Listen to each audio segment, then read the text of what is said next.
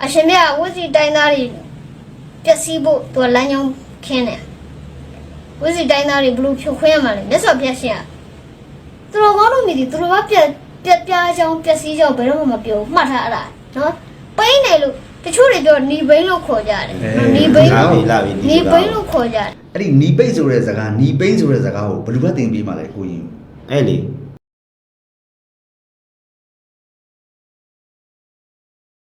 โอเคမင်္ဂလာပါခင်ဗျဒီနေ့ကတော့ကျွန်တော်တို့ပါ reaction လေးတစ်ခုလုပ်ကြည့်မယ် reaction ဆိုတာကကျွန်တော်တို့ဒီမထူးတဲ့ reaction ပေါ့နော်ပါလဲဆိုတော့ကျွန်တော်တို့အသက်ငယ်ရွယ်တဲ့သာသနာအာဇာနည်ကိုရင်လေးတစ်ပါးဆိုပြီးကျွန်တော်ဆရာကနားထောင်လိုက်တာဟိုတကယ်ကြီးဟုတ်တယ်ပေါ့နော်နောက်ပိုင်းကျမှစကားစားရဲ့ပညာရေးလူမှုရေးစီးပွားရေးအုပ်ချုပ်ရေးဘာသာရေးပေါင်းတိုက်တဲ့အရာတစ်ခုကိုသူသွားတွေ့တာအဲ့တော့ခလေးတွေကအတုံးချနေပြီခလေးတွေကိုရင်လေးတွေကိုဒီကိုရင်လေးတွေပါအတုံးချနေပြီသာသနာပေါင်းတွေကဟိုသာသနာပြီးတွေတော့မှဒီနေရွယ်တဲ့ခလေးတွေကိုအတုံးချနေပြီလူကြီးတော့မပြောဘူးအတုံးချတယ်ဆိုတော့ဒါကတော့သူတုံးချမှာပဲလေသူကအာနာရှင်စနစ်ကိုအတွန်းရှေ့အောင်လိုချင်တဲ့အတွက်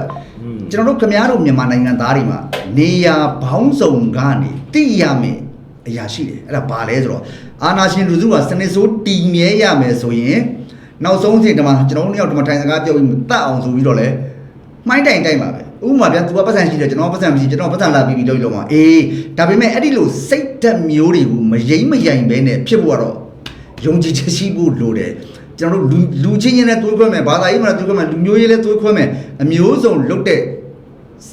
လူတွေကအာနာရှင်လူစုဒီစနစ်စုတီမီအောင်လုတ်တဲ့ဆိုတော့ဒီမှာကိုရင်လေးဟောနားထောင်ကြည့်ဟုတ်ပြီကျွန်တော်တို့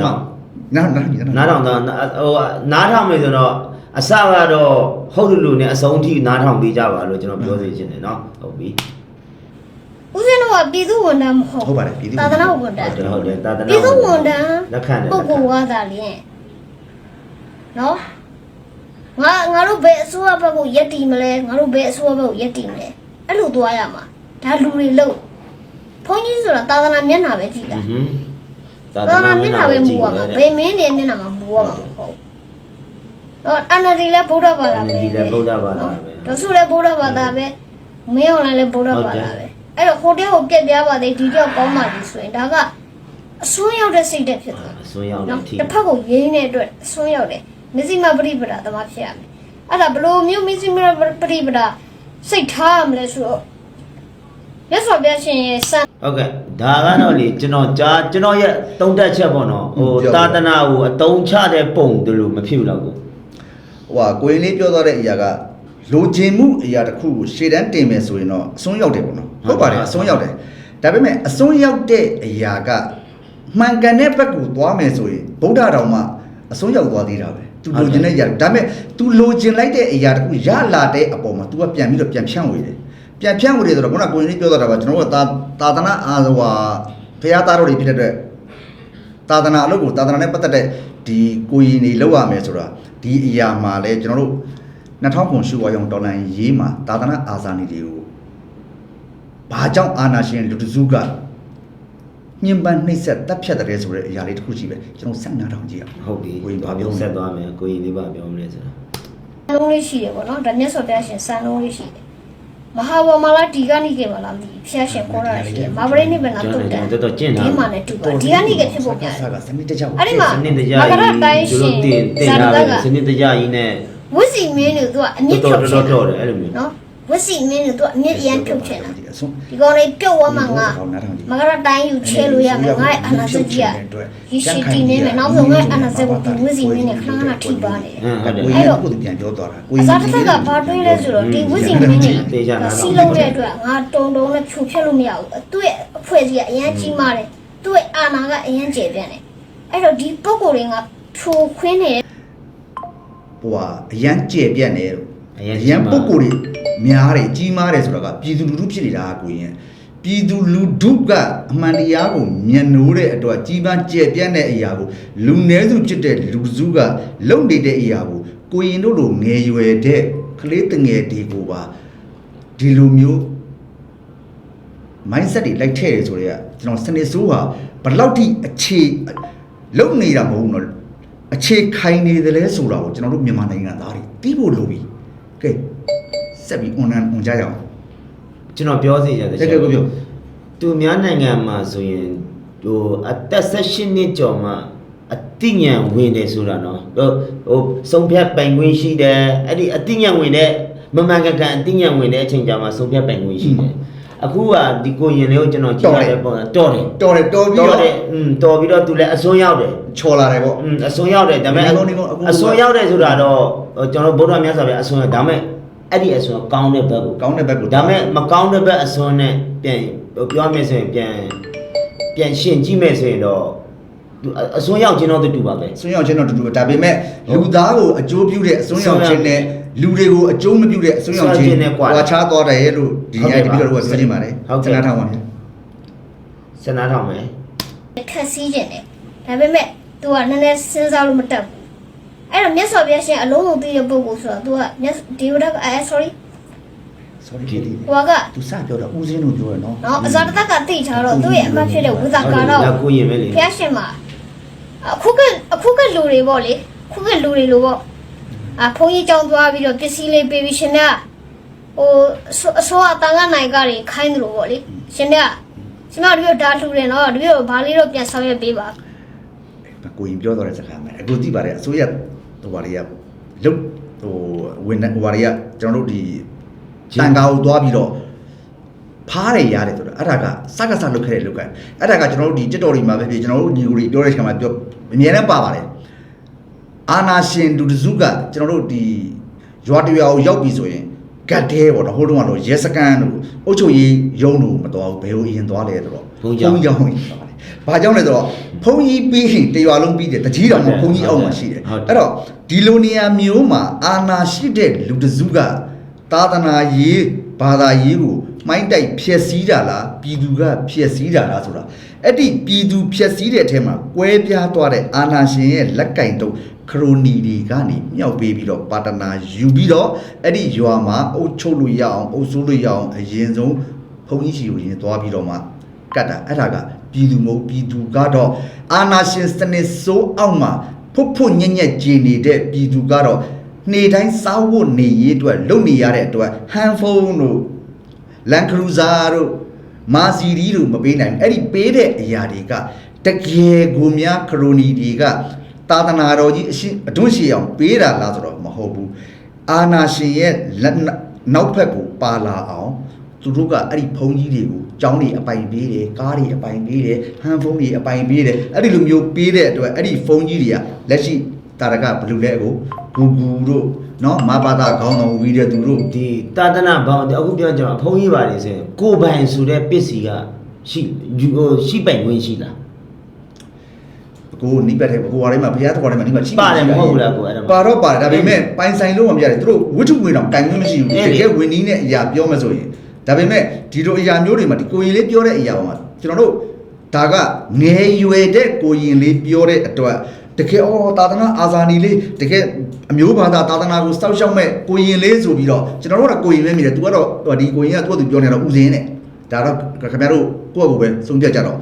့ဒီလိုမျိုးထင်မြင်လာအောင်အာနာရှင်လူစုကစနစ်စိုးတည်မြဲမှုစနစ်တကျမှိုင်းတိုက်ခြင်းခံပြီးတော့ brain wave ပေါ့နော်ကောင်းကောင်းလုပ်ပြီးတော့ငါပြောတဲ့အတိုင်းလုပ်ဆိုတဲ့ပုံစံမျိုးစနစ်တကျကိုလုပ်ထားတာကတကယ်ကိုနှမျောစရာကောင်းတဲ့ကလေးတငယ်တွေ သူတို့ချထားတဲ့စနစ်ကလည်းယုံကြည်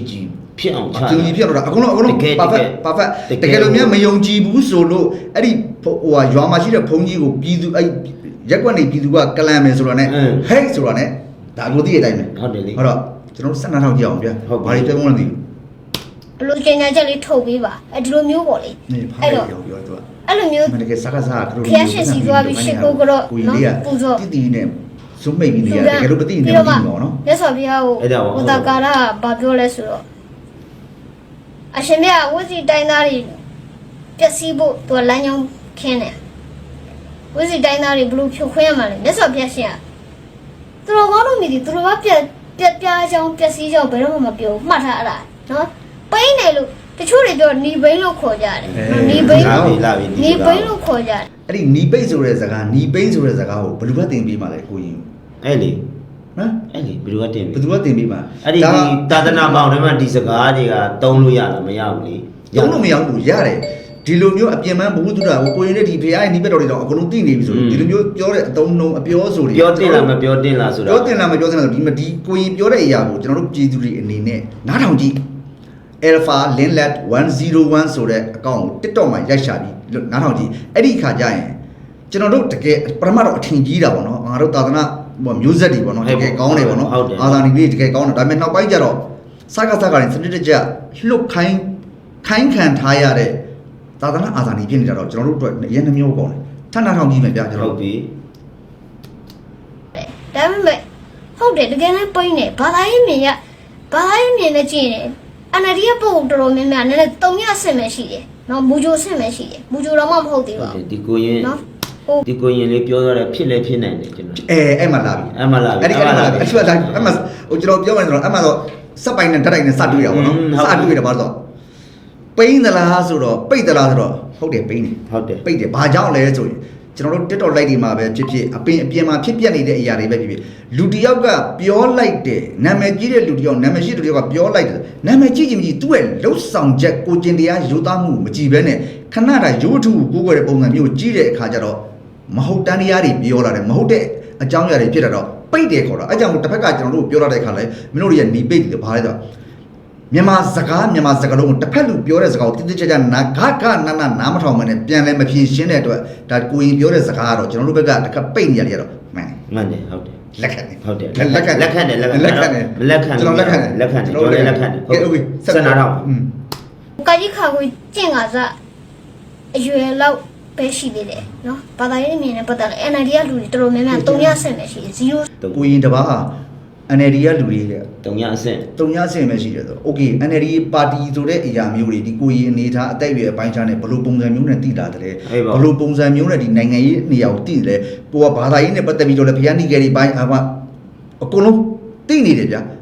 ဒါဟာသာသနာဘာသာရေးဆိုတဲ့အရာတစ်ခုမှာကောင်းဝီရသူတို့နောက်မှာဂူတို့ရဲ့နောက်မှာမျိုးဆက်တဲ့ပေါ့ဗျာပေါက်ကိုတော်တို့ရဲ့နောက်ကမျိုးဆက်တဲ့ဒါပေမဲ့ထေရဝါဒဗုဒ္ဓဘာသာထွန်းကားတဲ့ကျွန်တော်တို့နိုင်ငံအတွက်တော့ဒီလိုသာသနာအာဇာနည်တွေကိုမွေးထုတ်ပေးတဲ့အာနာရှင်လူစုရဲ့လောက်ရဟာကျွန်တော်တို့ငရဲသွားမဲ့လက်မှတ်ကိုကြိုယူထားတယ်လို့ပဲကျွန်တော်သတ်မှတ်တယ်အခုပြဆက်တော့နားထောင်ကြည့်အောင်ဘုသူတို့အရာတော့နော်အေးပေါ့ ကျွန်တော်နိုင်ငံသားတွေအတိညာလေးပါလေ ဒီဝသာကားပုံတာမြတ်စွာဘုရားအဲ့လိုစိတ်နဲ့တော့မိတာနော် ခွဲခြားတတ်တဲ့ဉာဏ်လေး ဝစီတိုင်းသားတွေဖြိုခွဲဖြတ်စည်းဖို့တပည့်တော်ဘယ်လိုနီးလာနေတော့ရမလဲဖေ။အဲ့လိုမျိုးစိတ်နဲ့တော့မိတာအဲ့တော့သူတို့ကောင်းတို့မြည်ဒီမှာဘယ်တော့မှသူများပျက်စီးကြောင်ဘယ်တော့မှမပြောဘူးမကြည့် လုံးသူတို့ကောင်းတို့မြည်ရတဲ့ဘယ်တော့မှပျက်စီးကြောင် မပြောမအားပေးဘူးပေါ့ မအားပေးဘူးဒါဆိုရင်ဘဘကြီးမင်းအောင်လိုင်းကအရှိမဖျားတဲ့ကိုလော်တုံးတွေ့ပြီးတော့နောက်ဘက်မှာကိုရင်တို့လိုအရွယ်ရှိတဲ့ကလေးတငယ်တွေကိုဘုံနဲ့ကျဲနေတာကိုကိုရင်တို့မြည်သိချင်တယ် ဟုတ်တယ် ကိုရင်ဒီတပည့်တော်ပြောမှဆိုရင်တော့စစ်တပ်ထဲမှာစစ်မှုထမ်းတဲ့လူတွေလိုပဲတိုက်ရင်ရနေအပြင်မထွက်ရပဲဒီចောင်းဆောင်တစ်ခုထဲမှာပဲနေပြီးတော့ဒီအတိုင်းစိုက်ဝါထဲစမ်းဆိုပြီးတော့တည်တည်ချာချာဘေးကနေစနစ်တကျထောင်ချခံရတဲ့ပုံစံမျိုးဖြစ်နေတယ်ဗျာဒါမှကျွန်တော်တို့ဒီပြောတဲ့စကားတွေရဲ့အတိတ်ပဲရနော်ကျွန်တော်တို့ဘာသာရေးကိုစော်ကားတာမဟုတ်ကျွန်တော်တို့ထေရဝါဒဗုဒ္ဓဘာသာထွန်းကားတဲ့နိုင်ငံလိုနေထားမျိုးမှာဒီလိုသာသနာအာဇာနည်တွေပေါ်ထွက်ပါတယ်ဆိုပြီးတော့ရုပ်ပြအနေနဲ့ရှေ့ကိုထွက်ပြီးတော့ပြည်သူကိုဂျင်းထဲတဲ့အကွက်တွေကဒီလိုငယ်ရွယ်တဲ့ကလေးတွေပါတော့ရှိနေတယ်ဆိုတာကျွန်တော်တစ်ချက်ပြောကြည့်မယ်ကျွန်တော်တို့တခြားနိုင်ငံတွေမှာရှိတယ်ကလေးတငယ်တွေနဲ့ဘုံကိုဆင်ပြီးတော့အလူချမ်းဘုံခွဲခိုင်းနေဟုတ်တယ်အဲ့လိုနော်အခုစဉ်းစားကြည့်ဗျာဒီလိုအရာမျိုးတွေကကျွန်တော်တို့နိုင်ငံအတွင်းမှာတော့ဒီလိုအနေအထားမျိုးရှိနေပြီဒါကြောင့်အာဏာရှင်စနစ်ဟာစနစ်တကျ program ကြလုပ်ထားတယ်ဆိုတော့ကျွန်တော်တို့ opinion မှာကျွန်တော်တို့ reaction လုပ်ပြီးလက်တွေ့ပြတာကကျွန်တော်ဆက်ပြီးတော့နားထောင်ကြည့်အောင်မတွေ့ဘူးတော်တော်ကောင်းတယ်အလုပ်ပဲအဲ့ဒါလေးကောင်းနဲ့ထည့်ထားဖို့လိုတယ်နော် ထည့်ထားပါဗျာအစင်ဆိုးကခုနလိုပေါ့နော်ဒီ is Korean ဘာသာရေးကောင်းဆုံးကဆန္ဒရှင်ကြောက်ဆုံးမှုအတွက်သူကဝတ်ပြုဆုတောင်းတယ်တေဝါတဲ့လူတွေကိုဝတ်ပြုဆုတောင်းပေးတယ်ကောင်းရမှာလို့ပြောနော်အဲ့တော့ဘုန်းကြီးတွေကအဲ့လိုစိတ်ထဲမှာမွေးရဘူးနော်အဲ့ဒါလေးတော့ကောင်းအဲ့ဒါလေးတော့ခွဲခြားနားမလဲတဲ့အဆင့်လေးနဲ့ဘုန်းကြီးတွေကိုနည်းနည်း complain မတက်နဲ့နော်ဘယ်လိုပြောမလဲနဲ့ဘုန်းကြီးတွေဘက်ကတော့တွေးမှာပေါ့ဒီပုံကိုအုံတော့မရှိဘူးတုံညဆင်မရှိနေဘိန်းပေါ့နော်NLD ဘက်ကလူသူတို့ဘက်မရက်တီလို့ရှင်ပါဖြစ်ခုန ဘာသာရေးနဲ့ပတ်သက်ပြီးလူပုတ်အရိယာဖြစ်နေတဲ့ပုဂ္ဂိုလ်တွေကအရိယာမဖြစ်သေးတဲ့လူပုဂ္ဂိုလ်တွေကိုတင်ပေးလိုက်ရတဲ့အခါမှာဘယ်လိုဖြစ်လို့ဒီ ဘောင်းပြန်ဖြစ်ကုန် ဟိုဘက်ကိုပြန်ပြီးတော့ NLD ဘက်တွေပါသွားတာလေဟိုကြက်ခိုင်ရေးဘက်ပါ NLD ဘက်ပါပေါ်ကိုရင်ပြောတဲ့ထဲမှာလည်းညီပိတ်နေရဆိုလို့ရတယ်တပြည့်တော့လက်ခံနေဒါဟာဘာကြောင့်ပိတ်နေတာလဲဆိုတာတော့အာနာရှင်စနစ်ဆိုးတခုကအခုကိုရင်တို့လိုအနေထားမျိုးတို့စနစ်တကျမှိုင်းတိုက်ခံလိုက်ရတဲ့အတွက်အမှန်တရားဘက်မှာရှိနေတဲ့လူတွေလည်းပိတ်ကုန်တဲ့အနေထားတွေဗျာကဲအခုရင်မလေးဘူးလားဗျာမြန်မာနိုင်ငံအတွက်ထေရဝါဒဗုဒ္ဓဘာသာထွန်းကားတဲ့နိုင်ငံအတွက်ရင်လေးစရာတွေအများကြီး ဟုတ်တယ်ဖြစ်ကုန်ပြီဟိုအမားကိုအမှန်အမားလုပ်တဲ့လူကဆီယာမကိုပြေးတိုင်တဲ့စတဲ့အဲ့လိုဖြစ်သွားပြီအဲ့တော့အမှန်တရားရဲ့နောက်မှာအမှန်ဟိုဒီမတရားမှုရဲ့နောက်များလာတော့အဲ့ဒီမတရားမှုကအမှန်တရားဖြစ်သွားတယ်မတရားတာလုပ်တာတွေများလာပြီးတော့အသားကျသွားတယ်အသားကျတဲ့အမှန်တရားတို့ဆိုပြီးလက်ခံလာဟုတ်တယ်ကျွန်တော်တို့မှဆိုဘာလဲမီးလို့ပါဘူးလက်စစ်မီးလို့ဘာလို့မီးခွက်နဲ့ဖျောင်းတယ်ပဲနီလာနေတာနေပေါင်းကြနေပြီအဲ့ဒီစတိုင်မျိုးဖြစ်တာအဲ့တော့အနေသားကျသွားတဲ့ပုံစံလို့ကြောင်းမြန်ဆိုတဲ့သဘောတရားတွေကိုကိုရင်လေးကကျွန်တော်တို့ပြည်သူတွေအတွက်ပြောကြသွားတယ်ဆိုတော့ပဲလက်ခံထားစီခြင်းတယ်ဘာကြောင့်လဲဆိုတော့ကျွန်တော်တို့နိုင်ငံဟာဒီလိုအချိန်ခါအခွင့်အခါတာတော့မှာအာနာရှင်စနစ်ဆိုးကိုဒီအချိန်မှာအမြင့်ပြတ်အောင်မတွန်းလှန်ဘူးဆိုရင်အခုတမငယ်ရွယ်တဲ့ကိုရင်တစ်ပါးကသူ့ကိုဦးစင်းလိုလဲပြောเนาะဘာသာရေးနဲ့ပတ်သက်ပြီးတော့လဲပါလာအောင်ဘာလို့တော့ကျွန်တော်မြန်မာနိုင်ငံသားတွေကခင်ဗျာကျွန်တော်ခဏပြောလို့ဘယ်လိုလဲဖျားပွဲရှိတယ်ဘယ်မှာတာရေးရှိတယ်ဆိုသွားပြောကြည့်လိုက်မရှိရှိသမျှအဝတ်စားထုတ်ဝေပြီးအမှဖျားသွားကြောင်းတော့တယ်ငါးပါးတိတာခံဖို့တို့ငါးပါးတိတာဆိုတော့လည်းအခုနောက်ပိုင်းမသိတော့ဖျားသွားပြီဆိုတော့လည်းဘာလဲဝေကောင်းစားလာဝေပြီးဓာတ်ပုံရိုက်မယ်ဆယ်ဖီဆွဲမယ်အဲ့ဒီနေရာမှာဖျားထေရဝါဒဗုဒ္ဓဘာသာထုံးတဲ့နိုင်ငံတော်ဒီအရာကိုဘယ်လိုမျိုးထိမ့်သိမ့်မလဲဘယ်လိုမျိုးဝတ်စားဆိုင်မလဲဘယ်လိုမျိုးနေရမလဲတော့မရှိတော့ဘူးပျက်စီးခြင်းငါးပါးတိုင်တယ်တဲ့အရာကိုလုပ်လာတာကိုကဗုဒ္ဓဘာသာဝင်တွေသူတို့အနေနဲ့တာဝန်ကြီးတော့ပဲပုံစံတာဝန်ကြီးတဲ့အဆင့်လောက်ပဲကျွန်တော်မြင်ဓမ္မပါကိုရင်ကြီးရတယ်ပေါ့ဓမ္မန္တရဏံကိစ္ဆာမိကြတော့လဲဓမ္မကိုမသေးကွဲကြတော့အမိခံဗုဒ္ဓဘာသာဝင်များတဲ့ဓမ္မအာရမဆိုတာကိုရင်ကခေါင်းစဉ်တက်ပြီးပြောတဲ့အတွက်လဲကျေးဇူးများကြီးတင်တယ်ဒီကိုရင်ပြောတဲ့စကားတွေရဲ့နောက်မှာလူမျိုးရေးဘာသာရေးဆိုတဲ့အရာတွေလည်းပါလာတယ်နောက်တစ်ခုကျွန်တော်တို့မြန်မာနိုင်ငံသားတွေရဲ့ဥနှောင်ဉာဏ်တွေကိုလည်းအာနာရှင်စနစ်တစ်ခုသာအကောင်းဆုံးဆိုတဲ့လမ်းကြောင်းပေါ်တည်ပေးနေတာကိုလည်းကျွန်တော်တို့ကတွေးလိုက်ပါတယ်အခုဗာပြောဦးမယ်မသိကိုရင်ဆက်နားထောင်လိုက်ဘုန်းကြီးကကတော့လို့ပြောတယ်အရက်တင်ဒါမှငါတို့ဖုံဒါတော်တော်များများတွေ့ရတယ်ပေါ့နော်ဒါမဲ့ဦးစင်းတို့ NLD လည်းမဟုတ် USCB လည်းမဟုတ် USCB ဘုရားသားတော့ပဲဘုရားသားတော့ဖြစ်တဲ့အတွက်ဘုရားသားတော့ဘက်ကထင်ရင်ဘုရားသားတော့ဘက်ကနာတယ်အဲ့တော့အခုလိုဒီလိုရှင်းပြနေပဲဖြစ်တယ်နော်အဲ့လိုမျိုးပြောပါဘုရားသားတော်ကိုထင်ဘုရားသားတော်ဘက်ကနာတယ်2000ရှိရောဒေါ်လာရေးတော့ကျွန်တော်ကတန်ခါအရေးခင်းတော့မှာဦးစင်းနေပြန်တော်မူသွားတဲ့အရာတွေအများကြီးအဲ့ဒါကြတော့ကိုရင်မမွေးသေးဘူးမမွေးသေးဘူးထင်တယ်ကျွန်တော်နေနေစေမမွေးသေးတိမယ်ဆိုရင်တော့မှအဲ့ဒီသူ့ကိုဒီမိတခြားတင်ရမှာမွေးပြီးတော့ဒီຢာကြီးနဲ့ပတ်သက်ပြီးဘာမှမသိဘူးထင်တယ်ဟုတ်တယ်ဟိုသားတော့သူတို့ကဒီဘလိုပုံစံကိုသူကစနစ်တကျကြီးဒီကျွန်တော်အနေနဲ့ကြည့်ရမယ်ဆိုရင်ဒီကိုရင်လေးဆိုရင်သူကငွေကလေးကသူတို့စီမှာတားထားတော့နေ့စဉ်နေ့တိုင်းဒီဥစ္စာကိုဒီဥစ္စာလုံးဖို့အတွက်သူတို့ကနေ့စဉ်နေ့တိုင်းပလန်ချတယ်နေ့စဉ်နေ့တိုင်းတင်ပြီးနေတယ်စနစ်တကျလုပ်နေတယ်ဘာကြံ့မြေကျွန်တော်တို့ကလေးတွေဆိုကိုအဲ့လိုမျိုးဒီစကားနေ့စဉ်နေ့တိုင်းပဲပြောနေဟုတ်တယ်မှန်တယ်ကလေးဆိုတော့ပတ်ညာကြိုက်တဲ့အချိန်အမှန်ညာမတ်နေတဲ့အချိန်လေးကိုဟုတ်တယ်မတ်နေတဲ့အချိန်နေ့စဉ်နေ့တိုင်းဥစ္စာတော့အေးဖေးစင်နေ့စဉ်နေ့တိုင်းဖေးလို့ပြောသူလည်းနေ့စဉ်နေ့တိုင်းဖေးမီလို့သူခေါ်သွားတယ်သိတော့လားဒါဆိုကျွန်တော်တို့တွေ့အဲ့ဒါပဲလေကြည်ဦးတဲ့အင်္ဂလိပ်ကားတွေလို့စနစ်တကျငယ်ရွယ်စဉ်အတဲကပြူးသူပြိုးထောင်ပြီးတော့လူသက်ကိုင်းတွေဖွဲ့မာဖီးယားတွေဖွဲ့ပြီးတော့သိရမှာနော်ဟုတ်တယ်လေဒီလိုမျိုးတွေပေါ့ဒီလိုပုံစံမျိုးပြဒါဒီကျွန်တော်တို့ဒီကျွန်တော်စော်ကားတာမဟုတ်ဘူးမုံဆိုးနာနေမုံဆိုးတငါနာနေတငါလည်းပုံစံအဓိကကျွန်တော်ဒီသာသနာရေးနဲ့ပတ်သက်ပြီးဘာသာရေးနဲ့ပတ်သက်ပြီးကျွန်တော်တို့စော်ကားခြင်းမဟုတ်ပါဘူးကျွန်တော်တို့လည်းဗုဒ္ဓဘာသာပါပဲတဝိယုံကြည်မှုအပြည့်ရှိပါတယ်တဝိယုံကြည်မှုအပြည့်ရှိပါတယ်ဆိုတဲ့မြန်မာနိုင်ငံအတွင်းမှာရှိတဲ့တကယ်အရေးကြီးတဲ့ခေါင်းစဉ်ကြီးအကြီးကြီးဘာသာရေးဆိုတဲ့ခေါင်းစဉ်ကြီးကိုတက်ပြီးတော့အာနာရှင်လူစုကစနစ်တကျနဲ့ကျွန်တော်တို့ပြည်သူတွေကိုဂျင်းထဲတဲ့နီးတွေအဲ့ဒါကြောင့်ကျွန်တော်တို့ကဒီနေ့ကိုကြီးလေးပြောတဲ့အရာကို reaction ပြန်လုပ်ခြင်းဖြစ်ပါတယ်ဟုတ်ကဲ့ပါစနာထောင်လို့ရှိနေတယ်ဘုရားကတော့မြတ်စွာဘုရားကိုမေးတော့မြတ်စွာဘုရားရှင်ကမပြောဘူးဒါပေမဲ့ဘ ဖျက်ရှင်ကဘာပြောလဲဆိုတော့အာနာရှင်နန္ဒာအချိန်မှာဖျက်ရှင်ကိုနေရာဒီဖြစ်တဲ့တော့ပူလို့ရက်ခတ်ပေးနေတယ် အခုတချို့က မြတ်စွာဘုရားရှင်က အခုဒီမဘာသာလားဟိုကျွန်တော်မသိဘူးနော်ကျွန်တော်အဲ့လိုနားမလဲတချို့တွေသူတို့ဘာပဲလဲလို့နောက်ဆုံးတော့ဗုဒ္ဓမြတ်စွာဘုရားဟောတဲ့တရားဗုဒ္ဓမြတ်စွာဟိုဆုံးမတဲ့စကားတွေပါသူတို့အဲ့ဒါတည်းထည့်ပြတာသူတို့အတွက် အဲ့ဒါဆိုရင်အခုကျွန်တော်ပြောမယ်အေးကြောတကနားမလို့နော်ငါနင့်အဖေကိုတော့တိုင်လိုက်မယ်ကြောက်ဘူးလား အဲ့ဒီစတိုင်ကိုကြောက်ဘူးလားအဲ့လိုပုံစံမျိုးဖြစ်နေတာ တကယ်ကြောက်အားလန့်အားရှိမဲ့အရာမျိုးနဲ့ဆွဲချောက်တာကျွန်တော်တို့မြန်မာနိုင်ငံသားအဲ့ဒါကြောင့်ကျွန်တော်မြန်မာနိုင်ငံသားတွေကတကယ်အစစ်အမှန်နဲ့ကိုးကွယ်ယုံကြည်ရမယ့်ဘာသာတွေအပေါ်မှာမြန်မာနိုင်ငံကဘယ်ဘာသာပဲကိုးကွယ်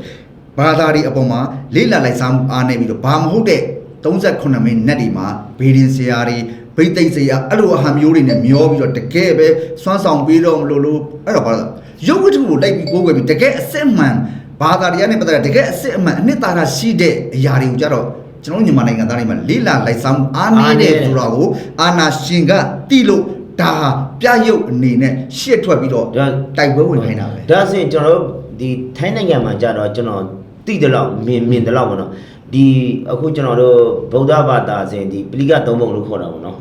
အဲ့ဒီကနေ तू ကဒီပြည်သူတွေအကုန်လုံးနားလဲအောင်ဒီပါဠိစာကနေရိုးရဲ့ပြည်သူရိုးရဲ့နားလဲအောင်သူတို့စာအုပ်နဲ့ပြန်ထားတယ်ကျွန်တော်တို့ဘက်မှာပြီးမှာအခုဒီပါဠိစာကိုဒီရိုးတာမန်လူတွေဟို ပြန်ထားတယ် ဟိုပြန်ထားတာရှိလား ရှိတယ်ဘယ်ဘာသာပါမဖြစ်အကုန်ရှိတယ်ဒါပေမဲ့လေးလာလိုက်စားမှုအားနဲလာခြင်းရဲ့ရည်ရွယ်ချက်ကအာနာရှင်လူတို့ဟာစနစ်တကျနဲ့အဲ့ဒီအရာတွေမှာစိတ်ဝင်စားမှုမရှိအောင်လုပ်ပလိုက်တာလုပ်ပလိုက်လို့အခုကျွန်တော်ပြမယ်ဒီမှာဒီကိုရင်လေးသာသနာအာဇာကြီးအခုတို့ကျွန်တော်အခုစတွေ့တော့ပြောလို့သာသနာအာဇာကြီးအထင်ကြီးတာလေးစားရတာပြီးလည်းပြီးရော တပည့်လေးနဲ့အဆုံးဟိုဆုံးရောက်တဲ့စကားတွေပါရောက် နိုင်ငံရေးနဲ့ပတ်သက်ပြီးအာဏာရှင်ကြီးအကောင်းဆုံးဆိုတဲ့ပုံစံမျိုးကိုစနစ်တကျမိုင်းတဲ့ပုံစံမျိုးလောက်လာတယ်ကဲအဲ့တော့ဒီနေ့ဒီလောက်ပဲကျွန်တော်တို့ ဟုတ်ကဲ့ပါ ပြောလိုက်ကြအောင်နော် ဟုတ်ကဲ့ပါ ဒီနေ့ကျွန်တော်တို့ reaction လုပ်ရခြင်းရဲ့ရည်ရွယ်ချက်ကဟိုဒီမြန်မာသူနိုင်ငံသားတွေအတွက်တူတာတစ်ခုရမယ်ထင်ပါတယ်ဒီပုံမှာဘာသာရေးနဲ့ပတ်သက်ပြီးကျွန်တော်တို့ကခုလုံးလုပ်ခြင်းလည်းမဟုတ်ပါဘူး ဟုတ်ကဲ့ပါ ဒီလိုမျိုးအာနာရှင်လူစုကစနေစုတစ်ခုတည်နေဖို့အတွက်နေရာစုံကနေ ဟုတ်တယ်ဒီလိုမျိုး နေရာစုံကနေလုံနေတယ်ဆိုတဲ့အရာကိုသိရမယ်သိစေချင်တာသိစေချင်တော့ဒီຢာလေးတစ်ခုကျွန်တော်တို့ညီကိုတွေက reaction လုပ်ပြီးတော့ပြောချင်းဖြစ်ပါတယ် ဟုတ်ကဲ့ပါအားလုံး ကောင်းသောနေ့ပါနော် ဟုတ်ကဲ့ပါမင်္ဂလာပါ